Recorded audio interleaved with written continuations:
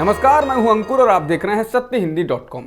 आइए एक नजर डालते हैं अब तक की सुर्खियों पर। कांग्रेस के पूर्व अध्यक्ष राहुल गांधी ने बुधवार को कन्याकुमारी में कांग्रेस की भारत जोड़ो यात्रा को हरी झंडी दिखाई और यात्रा में शामिल हुए।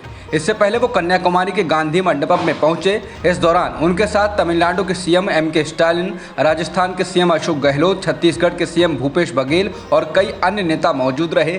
तीनों नेताओं ने राहुल को तिरंगा झंडा सौंपा। यहां राहुल गांधी ने मंच से कांग्रेस अध्यक्ष सोनिया गांधी का संदेश पढ़ा। सोनिया ने कांग्रेस कार्यकर्ताओं को दिए संदेश में कहा है कि उनका इलाज चल रहा है और इस वजह से वो कन्याकुमारी से कश्मीर तक के ऐतिहासिक भारत जोड़ो यात्रा के शुरू होने के मौके पर आयोजित कार्यक्रम में शामिल नहीं हो सकी हैं और इसके लिए खेद व्यक्त करती हैं। उन्होंने कहा है ये भारतीय राजनीति में बड़े बदलाव वाला क्षण है और उन्हें विश्वास है कि इस यात्रा से कांग्रेस संगठन का कायाकल्प होगा। सोनिया ने इस पूरी यात्रा में राहुल गांधी के साथ रहने वाले नेताओं को विशेष रूप से बधाई दी। उन्होंने कहा कि वो इस यात्रा को लाइव देखती रहेंगी। भारत जोड़ो यात्रा 3,570 किलोमीटर लंबी है और 5 महीने तक चलेगी। भारत जोड़ो यात्रा में शामिल कांग्रेस के नेता किसी भी होटल में नहीं रुकेंगे और कंटेनर्स में सोएंगे। ऐसे 60 कंटेनर्स का इंतजाम किया गया है। कुछ कंटेनर्स में सोने के लिए बिस्तर, टॉयलेट और एसी की व्यवस्था की गई है। सुरक्षा वजहों से राहुल गांधी एक अलग कंटेनर में सोएंगे जबकि बाकी कांग्रेस नेता दूसरे कंटेनर्स में। यात्रा में शामिल कांग्रेस नेता हर दिन 6 से 7 घंटे तक पदयात्रा करेंगे और 22 से 23 किलोमीटर चलेंगे। कांग्रेस के 119 नेता भी यात्रा में शामिल होंगे। इन नेताओं का चयन साक्षात्कार के आधार पर किया गया है। राहुल गांधी ने भारत जोड़ो यात्रा से पहले अपने पिता और पूर्व प्रधानमंत्री राजीव गांधी को श्रद्धांजलि दी। इसके बाद राहुल गांधी ने अपने पिता को नमन करते हुए अपना फोटो ट्वीट किया और लिखा कि नफरत और बंटवारे की राजनीति में मैंने अपने पिता को खो दिया, लेकिन मैं अपने देश को नहीं खोऊंगा। राहुल ने लिखा, प्यार नफरत को जीत लेगा, आशा डर को हरा देगी, हम सब मिलकर मात देंगे।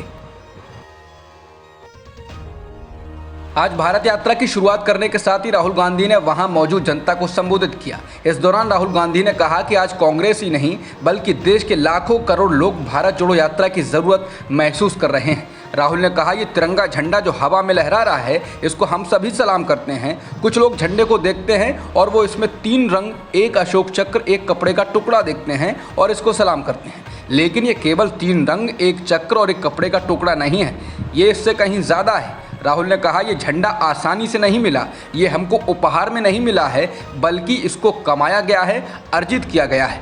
ये झंडा हर देश के हर व्यक्ति, हर धर्म, हर भाषा का प्रतिनिधित्व करता है। ये किसी एक धर्म, एक भाषा, किसी एक राज्य का नहीं है, ये सभी देशवासियों का है। राहुल ने कहा कि आज इस झंडे पर हमला किया जा रहा है, इसको निशाना बनाया जा रहा है। राहुल गांधी ने भारत जोड़ो यात्रा की शुरुआत करते वक्त कहा कि भारत के संस्थान इस झंडा को बचाते हैं, मीडिया इस झंडे को बचाता है, न्यायपालिका है जो इस झंडे को बचाने का काम करती है और आज हर संस्थान बीजेपी और आरएसएस के द्वारा निशाने पर है, कंट्रोल्ड है। वो सोचते हैं ये झंडा उनकी व्यक्तिगत संपत्ति है। वो सोचते हैं कि वो पूरे देश और हर राज्य के लोगों के भविष्य को खुद ही निर्धारित कर देंगे। वो सोचते हैं कि एजेंसियों के इस्तेमाल से वो विपक्ष को डरा देंगे, लेकिन समस्या ये है कि वो देश के लोगों को नहीं समझते हैं।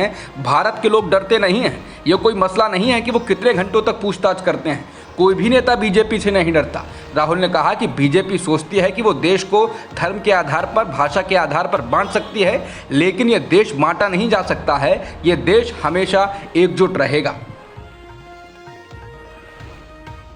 राहुल गांधी ने कहा कि आज देश की अर्थव्यवस्था सबसे बुरे दौर से गुजर रही है। महंगाई और बेरोजगारी अब तक के सबसे ऊंचे स्तर पर है और देश बर्बादी की ओर बढ़ रहा है और दुर्भाग्यवश मीडिया के दोस्तों पर भी उनका कब्जा है।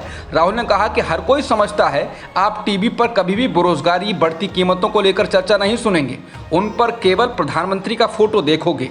आज कुछ उद्योगपति ही पूरे देश को कंट्रोल करते हैं, उनके बिना प्रधानमंत्री एक दिन नहीं चलेंगे। वो मीडिया को काबू में करते हैं और वो ये सुनिश्चित करते हैं कि पीएम पूरे दिन टीवी पर रहें और इसके बदले में पीएम ऐसी नीतियां बनाते हैं जो उनके फायदे की हैं। राहुल ने कहा कि बीजेपी अंग्रेजों की तरह ही काम कर रही है, जैसा वो करते थे। भारत को बांटो, आपस में लड़ाओ और उनकी संपत्ति चोरी कर लो। उन दिनों इसको ईस्ट इंडिया कंपनी कहा जाता था। आज 3-4 बड़ी कंपनियां हैं जो देश को कंट्रोल करती हैं। राहुल ने कहा कि इनकी नीतियों से आज देश के गरीब का भविष्य छीना जा रहा है। उन्होंने कहा कि किसान मुश्किल से जी रहे हैं, देश के युवाओं के लिए नौकरी नहीं है और जब युवा कमा नहीं पा रहे हैं, ऐसे वक्त में महंगाई बढ़ रही है और इसलिए हम बुरे दौर की ओर बढ़ रहे हैं। इसलिए ये महत्वपूर्ण हो जाता है कि हम देश के लोगों को एकजुट करें जिससे देश मजबूत रहे और भारत जोड़ो यात्रा का ये लक्ष्य है। राहुल ने कहा कि भारत जोड़ो यात्रा भारत के लोगों को सुनने के लिए है। आरएसएस और बीजेपी की तरह लोगों की आवाज नहीं कुचलना चाहते हैं, हम देश के लोगों को सुनना चाहते हैं। कांग्रेस की भारत जोड़ो यात्रा पर बीजेपी की तरफ से हमले शुरू हो गए हैं। असम के मुख्यमंत्री हेमंत बिस्वा शर्मा ने कहा कि राहुल गांधी को यह यात्रा पाकिस्तान में करनी चाहिए। शर्मा ने कहा कि कांग्रेस के रहते हुए भारत का बंटवारा 1947 में हुआ। अगर वो भारत जोड़ो यात्रा शुरू करना चाहते हैं तो राहुल गांधी को ये पाकिस्तान में करना चाहिए। भारत में यात्रा करने का क्या फ़ायदा? भारत एकजुट है, एक है। मैं राहुल गांधी को सुझाव देना चाहूँगा कि भारत जोड़ो कार्यक्रम को पाकिस्तान लेकर जाएं। भारत जोड़ो यात्रा पर असम के मुख्यमंत्री हेमंत बिस्वा शर्मा की टिप्पणी के बाद कांग्रेस नेता जयराम रमेश ने पलटवार किया। जयराम रमेश ने कहा है कि असम के मुख्यमंत्री बचकाने और अपरिपक्व हैं। वो अपने नए आकाओं के प्रति अपनी वफादारी साबित करने के लिए ऐसे बयान देते रहते हैं। उन्होंने कहा कि वो असम के सीएम के बयान को गंभीरता से नहीं लेते हैं। जयराम रमेश ने कहा कि कांग्रेस में 20 से 25 साल रहने के बाद भी हर दिन हेमंत शर्मा को अपनी वफादारी साबित करनी पड़ती है, इसलिए वो ऐसे बयान देते रहते हैं। हालांकि इसके बाद असम के मुख्यमंत्री ने भी इसके जवाब में जयराम रमेश पर निशाना साधा। शर्मा ने पत्रकारों से बातचीत करते हुए कहा कि पहले तो ये बताइए कि जयराम रमेश कौन हैं, क्या वे असम में रहते हैं? वो कौन है? मुझे कुछ नहीं पता। कांग्रेस के एक नेता का नाम कौन याद करेगा?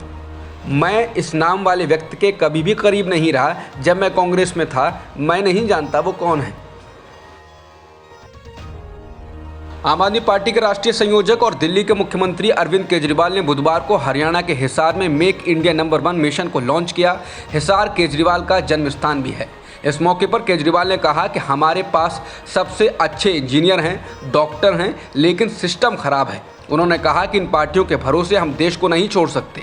उन्होंने कहा कि अब हमें भारत को नंबर 1 बनाना है और हर भारतीय को जोड़ना है। इस मौके पर केजरीवाल के साथ पंजाब के मुख्यमंत्री भगवंत मान भी मौजूद रहे। केजरीवाल ने कहा कि जहां तक SYL के मुद्दे की बात है तो केंद्र सरकार की जिम्मेदारी बनती है कि दोनों राज्यों में पानी की कमी के मुद्दे का समाधान करें। SYL के पानी को लेकर पंजाब और हरियाणा के बीच सालों से विवाद चल रहा है। केजरीवाल ने कहा कि नई पेंशन योजना सरकारी कर्मचारियों के साथ बहुत बड़ा धोखा है। उन्होंने केंद्र सरकार से अपील की कि पुरानी पेंशन योजना को बहाल किया जाए।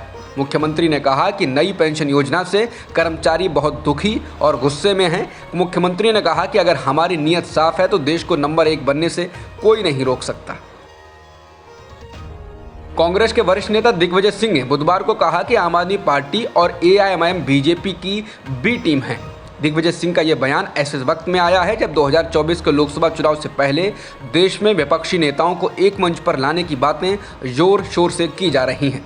बताना होगा कि बिहार के मुख्यमंत्री नीतीश कुमार अगले लोकसभा चुनाव से पहले विपक्षी एकजुटता के लिए दिल्ली के दौरे पर हैं। वो विपक्षी नेताओं से लगातार मुलाकात कर रहे हैं।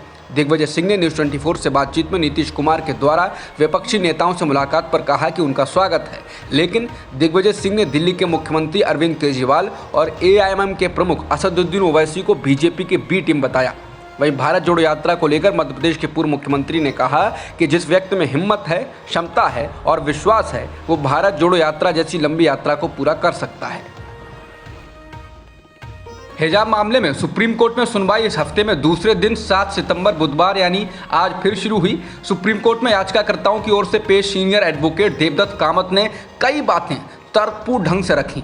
लाइव लॉ के मुताबिक जस्टिस हेमंत गुप्ता ने एडवोकेट कामत से कहा कि उनकी अभिव्यक्ति की स्वतंत्रता, जिसमें कपड़े पहनने की आज़ादी और यूनिफॉर्म के साथ हिजाब को शामिल करना, इस बहस को अतार्किक अंत तक ले जा रहा है।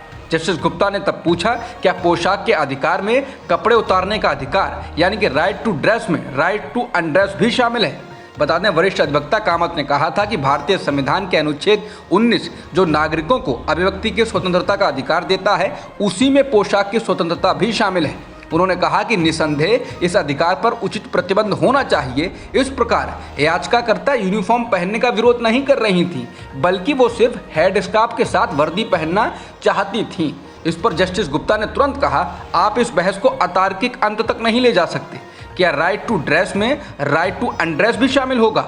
इस पर वरिष्ठ वकील कामत ने कहा कि स्कूल में कोई भी कपड़े नहीं उतार रहा है। अनुच्छेद 19 के हिस्से के रूप में इस अतिरिक्त पोशाक यानी हिजाब को पहनने का सवाल है, क्या इसे प्रतिबंधित किया जा सकता है? बता दें, इस मामले पर पिछली सुनवाई में सोमवार को जस्टिस गुप्ता ने पूछा था कि क्या लड़कियों को उनकी पसंद के अनुसार मिनी स्कर्ट में आने दिया जा सकता है। बता दें, वहीं आज अदालत ने विभिन्न वस्तुओं के धार्मिक महत्व पर भी चर्चा की। अब इस मामले की अगली सुनवाई 8 सितंबर को भी जारी रहेगी। हिजाब मामले पर सुनवाई के दौरान सीनियर एडवोकेट देवदत्त कामत ने चर्चा जारी रखते हुए सकारात्मक और नकारात्मक धर्मनिरपेक्षता के बीच अंतर किया और कहा कि शैक्षणिक संस्थानों में हिजाब पर प्रतिबंध लगाने वाला सरकारी आदेश सकारात्मक धर्मनिरपेक्षता के खिलाफ है। लाइव लॉ के अनुसार उन्होंने कहा कि सरकारी आदेश सकारात्मक धर्मनिरपेक्षता के खिलाफ है, ये एक समुदाय को निशाना बना रहा है। उन्होंने कहा कि धर्मनिरपेक्षता का सकारात्मक अर्थ है, धर्मनिरपेक्षता का मतलब ये नहीं है केवल एक धर्म के छात्र या छात्रा अपने धर्म का प्रदर्शन नहीं करेंगे। वहीं जस्टिस गुप्ता ने सरकारी आदेश की इस व्याख्या से असहमति जताई और कहा कि हो सकता है सरकारी आदेश को आपने ठीक से नहीं पढ़ा हो, क्योंकि ये केवल एक समुदाय है जो धार्मिक पोशाक में आना चाहता है। सीनियर एडवोकेट कामत ने बताया, ये सिर्फ एक समुदाय नहीं है, क्योंकि अन्य धर्मों के छात्र भी रुद्राक्ष, क्रॉस आदि पहनते हैं। हालांकि इस पर जस्टिस गुप्ता ने कहा, रुद्राक्ष या क्रॉस अलग है, वो पोशाक के अंदर पहने जाते हैं, दूसरों को दिखाई नहीं देते, अनुशासन का उल्लंघन नहीं होता है। याचिकाकर्ता की ओर से पेश वकील कामत ने तर्क दिया, याचिकाकर्ता स्कूल यूनिफॉर्म का पालन कर रहे थे और उन्होंने इसके अलावा हेड स्कार्फ पहनने की मांग की थी। ये हेड स्कार्फ का मामला है, ये बुर्का या जिलबाब का नहीं है, वो अलग हैं। उन्होंने कहा कि याचिकाकर्ता अदालत में हिजाब पहनकर मौजूद हैं, लेकिन क्या सिर पर दुपट्टा किसी को ठेस पहुंचाता है? क्या एक ही रंग का दुपट्टा किसी अनुशासनहीनता का कारण बन जाता है? केंद्र सरकार ने देश में पैदा हो रही रसोई गैस के दाम तय करने के फॉर्मूले की समीक्षा करने का फैसला किया है। इसके लिए उसने एक पैनल बनाया है। यह गैस ज़्यादातर ONGC और रिलायंस उत्पादित करते हैं। योजना आयोग के पूर्व सदस्य किरीट पारिक की अध्यक्षता में इस कमेटी को सितंबर तक अपनी रिपोर्ट देनी है, लेकिन इस समिति जो रिपोर्ट देगी और उस पर जो दाम तय होगा उसका असर जून 2023 से दिखेगा। बहुत साफ है कि 2024 के आम चुनाव से ठीक पहले रसोई गैस के दाम कम करने की कवायद हो सकती है। लेकिन क्या सरकार ने यह कदम कांग्रेस नेता राहुल गांधी की उस घोषणा के बाद उठाया है जिसमें उन्होंने अहमदाबाद रैली में वादा किया कि कांग्रेस सरकार आने पर गैस सिलेंडर 500 रुपये का मिलेगा? ये दावा कांग्रेसियों का है। राजस्थान की गहलोत सरकार के गृह राज्य मंत्री राजेंद्र यादव के ठिकानों पर आयकर विभाग ने बुधवार को छापेमारी की है। ये छापेमारी राजस्थान मध्याह्न भोजन कथित घोटाला मामले में की जा रही है। इसके अलावा भी आयकर विभाग की ओर से देश भर में कई जगहों पर छापेमारी की जा रही है। राजेंद्र यादव की कोटपुतली में स्थित एक फैक्ट्री के अलावा उत्तराखंड में भी उनके ठिकानों पर छापेमारी की गई है। यादव कोटपुतली सीट से ही विधायक हैं। बता दें, मंगलवार को केजरीवाल सरकार की आबकारी नीति के मामले में जांच एजेंसी ईडी ने दिल्ली, NCR व कई शहरों में 35 जगहों पर छापेमारी की थी। सीबीआई ने बुधवार को ममता बनर्जी सरकार के कानून मंत्री मलय घटक के घर पर भी छापेमारी की है। ये छापेमारी कथित कोयला घोटाले के मामले में हुई है। पश्चिम बंगाल के वर्धमान जिले में मलय घटक के 3 घरों पर और कोलकाता के लेक गार्डन इलाके में स्थित एक घर पर सीबीआई के अफसर पहुंचे। इसके अलावा भी सीबीआई ने कोलकाता में कोयला घोटाला मामले में कई जगहों पर दबिश दी है। बता दें, ममता बनर्जी के भतीजे और सांसद अभिषेक बनर्जी से भी जांच एजेंसी ईडी कोयला घोटाले के मामले में पूछताछ कर रही है। अभिषेक बनर्जी की पत्नी रुजिरा बनर्जी से भी पूछताछ की जा चुकी है। आम आदमी पार्टी के राज्यसभा सांसद संजय सिंह ने आज दिल्ली के LG VK सक्सेना की ओर से भेजे गए मानहानि के नोटिस को प्रेस कॉन्फ्रेंस में फाड़ दिया। संजय सिंह ने नोटिस फाड़ते हुए कहा कि किसी चोर और भ्रष्ट व्यक्ति के नोटिस से मैं रुकने और डरने वाला नहीं हूँ।